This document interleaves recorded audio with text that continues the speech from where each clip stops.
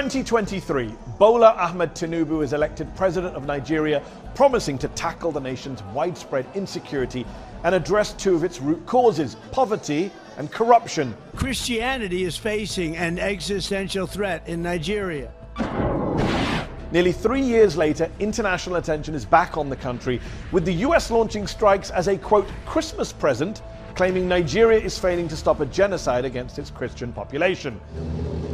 But whilst the Nigerian government denies these claims, there's no disputing that wider insecurity is spreading.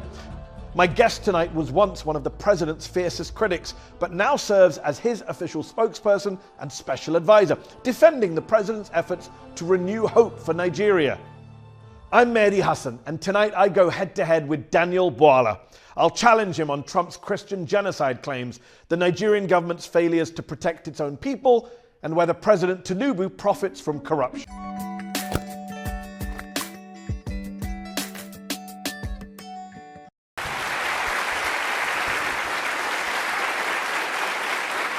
Daniel Bwala, thank you so much for joining me on Head to Head. Thank you. Nigeria is a proud, sovereign, independent nation, a powerhouse in Africa.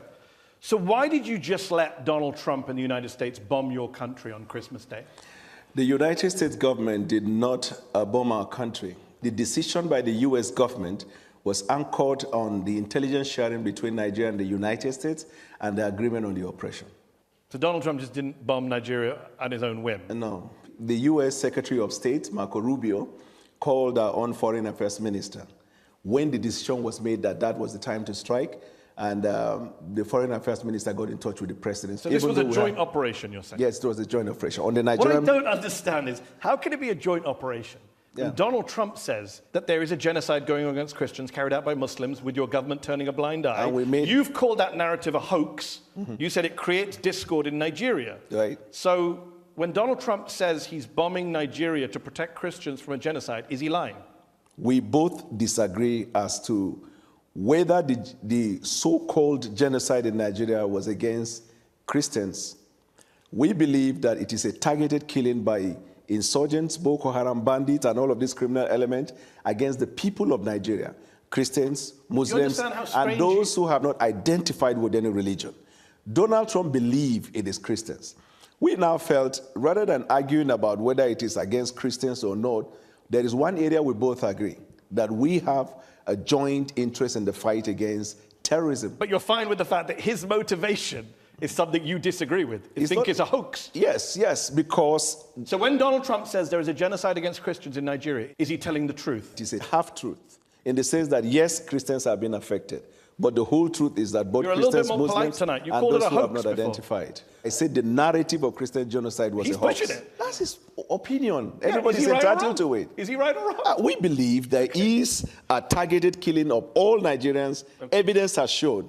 And that is where we are focused on fighting terrorism. So let's talk about the terrorism. Right. Trump claimed he targeted, quote, ISIS terrorist scum. Right. And every camp got decimated. But a lot of investigative reporting on the ground shows that few, if any, combatants were killed. Some bombs landed in empty fields. A local leader in one of the districts said, the same militants we knew are still there, loitering around our communities. No, there were killings of terrorists. That's not what local leaders are saying. So I can call local television that testified. Arise News did, Channels Television did. Okay. So there was the killing of Well, you're not on the terrorists in ground that with place. respect. No, I didn't. Al-Haji Bunu, who's a traditional ruler in the district, says, we saw no dead bodies, even where the bombs fell. Those are his words. No, because the bomb didn't fall in the town.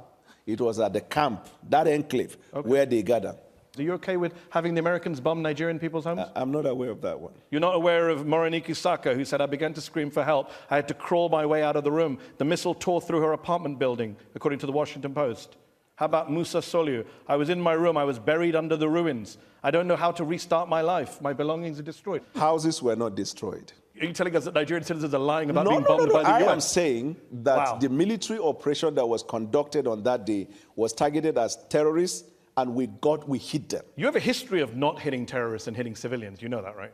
Your country. I'm not aware. Oh, well, on December 21st, the Nigerian Air Force said that they handed over compensation to people who were hit in an accidental airstrike on Christmas Day 2024. Do you just bomb every Christmas? When and when? Christmas Day 2024 and Christmas Day 2025. I dispute that fact. will take it up with the Nigerian Air Force. Let me ask you this. Since President Tinubu came to office in 2023, the situation has worsened in your country. You have a mixture of militant groups, you have bandits, you have clashes between herders and farmers. We also have Nigeria is now of foreign interest in Nigeria. Nigeria is now the 5th deadliest country in the world. Are you proud of that record?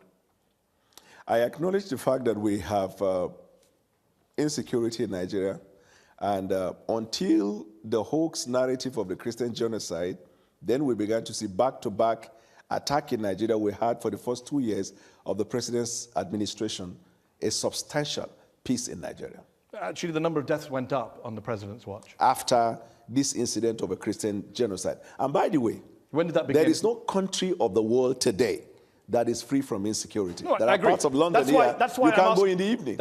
Okay, but we're not bombing London to root out militant training camps. But you have had so many of the bombing on behalf of the United Kingdom by the United States. Since you're making rather spurious comparisons. No, the context 11,000 people were killed in conflict in Nigeria in 2025. That is up from 8,700 in 2023. That is a 26% increase in the number of Nigerians killed since your party and your president came to office. That's a pretty awful record. It's awful.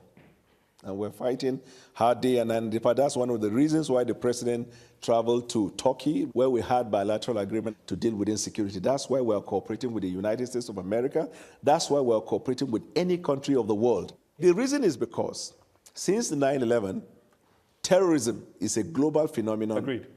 And so every country is involved in it. But it's getting worse in Nigeria. That's the problem. I can't say it is getting worse. You just agreed with me when I gave you the numbers. No, I said 8,700 killed in 2023, right. 11,000 killed in 2025. That's getting worse. How many people were killed in the United States last year? In conflict-related violence, probably. So this is not a conflict. This is an act of terrorism. Okay. So how many people were killed in the United States in terrorism? Excuse me, sir. It wasn't 11,000. This is part of what Donald Trump many years ago in his first term classified the Western media as what? Fake news. The reason is because context matter. This is not Western media. You right? are well aware. This is not Western media. Yes, I understand. But this is the Armed Conflict Location and Event Data, ACLED, the most respected group that counts conflict-related violence around the world. Let me ask you, where there is a terrorist attack, I could also give you another source. Conflict? I mean, National Human Rights Commission. This is a Nigerian group. 2,266 people were killed by bandits or insurgents in the first half of 2025. That's more than were killed in all of 2024. You are failing. Amnesty International says you are failing at security. The numbers don't lie. It's unfortunate, and as a government, and it's getting worse. We're working day and night and it's to getting deal with worse. That situation. I don't agree to the fact that it's getting worse. How can it not get worse if more people die in 1 year than the previous year? Context matters. What's the context? The context is not getting worse.